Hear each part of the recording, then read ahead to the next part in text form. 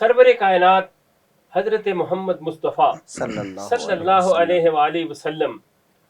آپ اللہ کے آخری نبی ہیں. بے شک. آپ کی آمد سے پہلے تمام انبیاء آپ کی آمد کی بشارتیں دیتے رہے، اور کچھ انبیاء جو تھے آپ کا امتی بننے کے لیے رب کی بارگاہ میں درخواستیں کرتے رہے. اور اس محبوب کائنات حضرت محمد مصطفیٰ صلی اللہ علیہ وآلہ وسلم کی آمد سے پہلے جو معاشرہ اس طرح بگڑ چکا تھا کہ لوگ بچیوں کو زندہ درگور کر دیتے، حتیٰ کہ ماؤں کو میلوں میں بیچنا چلے جاتے،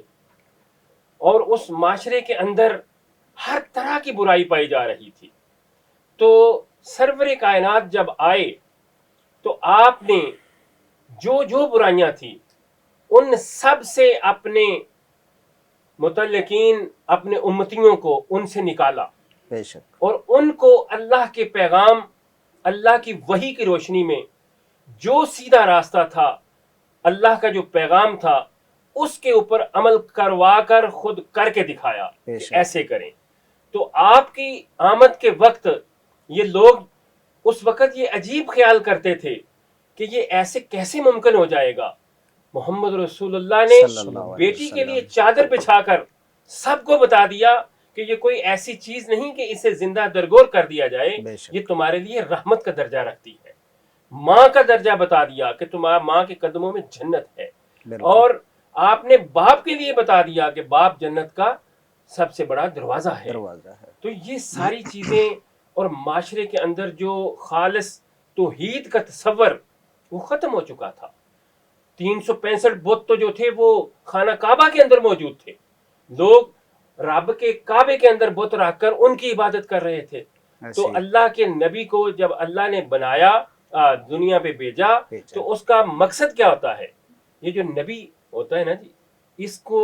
اگر آپ شریعت کی اصطلاح میں اور یہ فقہ کی اصطلاح میں اس کی تعریف کریں تو کہتے ہیں کہ ہوا انسان مقدس. نبی جو ہے ہوا انسان مقدس باس اللہ لتبلیغ الاحکام الی الخلق باذن اللہ. تو یہ وہ مقدس انسان ہے کہ جو اللہ کے احکام کی تبلیغ کرتا ہے لوگوں کے سامنے اور لوگوں کی اصلاح کرتا ہے. تو اب اصلاح جو ہے اس کا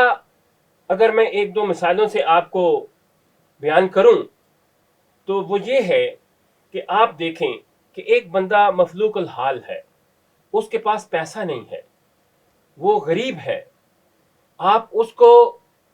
مال و زر سے مالا مال کر دیتے ہیں، اس کو آپ بہت زیادہ دولت سے نواز دیتے ہیں، تو یہ آپ نہیں کہہ سکتے کہ ہم نے اس کی اصلاح کر دی. کیوں کہ ہو سکتا ہے کہ وہ مفلوق الحالی کی وجہ سے ہی خاموش ہو، لیکن جب اس کے پاس پیسہ آ گیا ہے تو پیسے کے تکبر میں وہ فتنہ و فساد بپا کر دے. تو اس مرحلے کو آپ اصلاح نہیں کہہ سکتے کہ کسی غریب کی غربت کو دور کر دیا جائے. اور اسی طرح آپ دیکھیں کہ کوئی بندہ ہے، اس کے پاس گھر نہیں ہے، فٹ پاتھ پہ بیٹھا ہوا ہے، وہاں موسم کی تلخیاں جھیل رہا ہے، آپ آئے اور اس کو ایک عالیشان گھر دے دیا، وہ گھر میں منتقل ہو گیا. وہ گھر میں منتقل ہونے تک آپ اس کو یہ نہیں کہہ سکتے کہ ہم نے اس کی اصلاح کر دی. کیوں کہ ہو سکتا ہے وہ گھر میں منتقل ہونے کے بعد اس گھر کو تعیش کا اڈا بنا لے. صحیح. اس کو آپ اصلاح کا تصور نہیں کہہ سکتے. اب اصلاح کا تصور ہے کیا؟ اصلاح کا تعلق قلب کے ساتھ ہے، دل کے ساتھ ہے.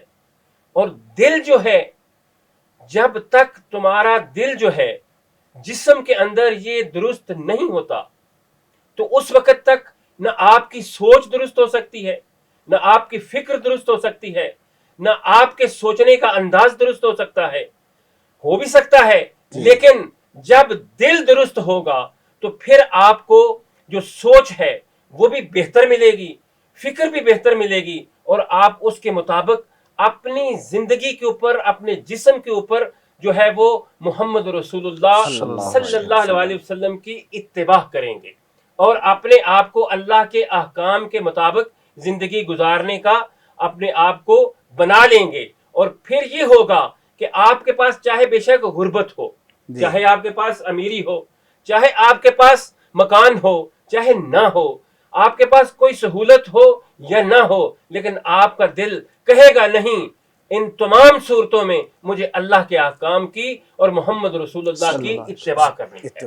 اور وہ جب اتباع کرے گا تو یہی اس کی نجات کا ذریعہ ہوگا۔ اور محمد مصطفیٰ کی آمد کا مقصد ہی یہی ہے کہ لوگوں کی اصلاح کی جائے اور لوگوں کو اللہ کے احکام کی طرف بلایا جائے اور لوگوں کو سیدھے راستے پر لے جایا جائے۔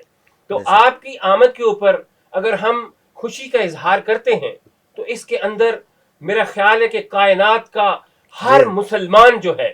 ہر بندہ جو ہے، اس کے علاوہ کائنات کی ہر مخلوق جو ہے وہ محمد رسول اللہ کی آمد پر خوشی کا اظہار کر سکتی ہے، اس لیے کہ آپ صرف انسانوں کے رسول نہیں، آپ چرند پرند حیوانوں شجر حجر پانی ہر چیز کے رسول ہیں، اور ہر چیز نے کسی نہ کسی اعتبار سے آپ کا حکم مان کر دکھایا ہے۔ بالکل۔ اور آپ دیکھیں کہ یہ سورج ہے، سورج جو ہے اس کی روٹین یہ ہے اور نظام قدرت کے اندر یہ ہے کہ اس نے مشرق سے نکلنا ہے، مغرب میں غروب ہو جانا ہے، لیکن اگر تاریخ کے اور آپ اور سیرت کو اور آپ احادیث کی کتب کو دیکھیں تو ان میں اندر ایسے واقعات ملتے ہیں کہ محمد رسول اللہ نے انگلی کے اشارے سے سورج کو واپس بلایا اور مقام اثر پہ لا کھڑا کیا، تو اس کا مطلب کہ اس نے حضور کا حکم مانا ہے۔ اور اسی طرح چاند کے بارے میں ہے کہ چاند کو آپ نے انگلی کے اشارے سے 2 ٹکڑے کر دیا، تو اس کا مطلب یہ ہے کہ چاند بھی آپ کا حکم مان رہا ہے۔ بادل جو ہیں، صحابی اگر کہتا ہے یا رسول اللہ ہم ہلاک ہو گئے، بارش نہیں ہو رہی، تو آپ اگر انگلی کا اشارہ کرتے ہیں تو بادل برسنا شروع ہو جاتے ہیں، اور اگلے جمعے پر آ کے کہتا ہے یا رسول اللہ اب ہم پھر ہلاک ہو گئے، کہا اب کیا ہوا، کہا یا رسول اللہ بارش رک نہیں رہی، تو آپ اشارہ کر کے بادل کو وہ بارش روک بھی دیتے ہیں۔ تو میرے کہنے کا مقصد یہ ہے کہ یہ دیکھو درخت ہے، عرابی کہتے ہیں کہ میں کلمہ پڑھ کے مسلمان ہونا چاہتا ہوں، تو آپ فرماتے ہیں کہ ہو جا، کہتا ہے نہیں میں آپ سے کچھ دیکھنا چاہتا ہوں، کہا کیا دیکھنا چاہتے ہو، کہا وہ جو درخت ہے وہ آپ کے پاس آ جائے، تو آپ اس کو کہتے جا اس کو جا کے کہے کہ تیرا رسول تجھے بلا رہا ہے، تو جب وہ جا کے میسج کنوے کرتا ہے تو وہ درخت خود بخود جو ہے وہ اپنی جڑیں اکھاڑ کر زمین سے اپنے خوشے لہراتا ہوا حضور کے قدموں میں آ جاتا ہے۔ اور اسی طرح پتھر ہے، پانی کے اوپر ہے، صحابی رسول ابھی بنے نہیں اور انہوں نے کہا کہ میں مسلمان ہونا چاہتا ہوں، تو کہا مسلمان ہونا چاہتے ہو تو ہو جاؤ، تو کہنے لگا یا رسول اللہ میں اطمینان قلب کے لیے یہ چاہتا ہوں کہ یہ دریا ندی کے کنارے پر جو دوسری طرف پتھر ہے نا وہ پانی پہ تیرتا ہوا اس طرف آ جائے، تو آپ نے اشارہ کیا، پتھر پانی کے اوپر تیرتا ہوا اس طرف آ گیا۔ تو میں یہ کہنے کا مقصد یہ ہے کہ آپ جانوروں میں لے لیں، یہ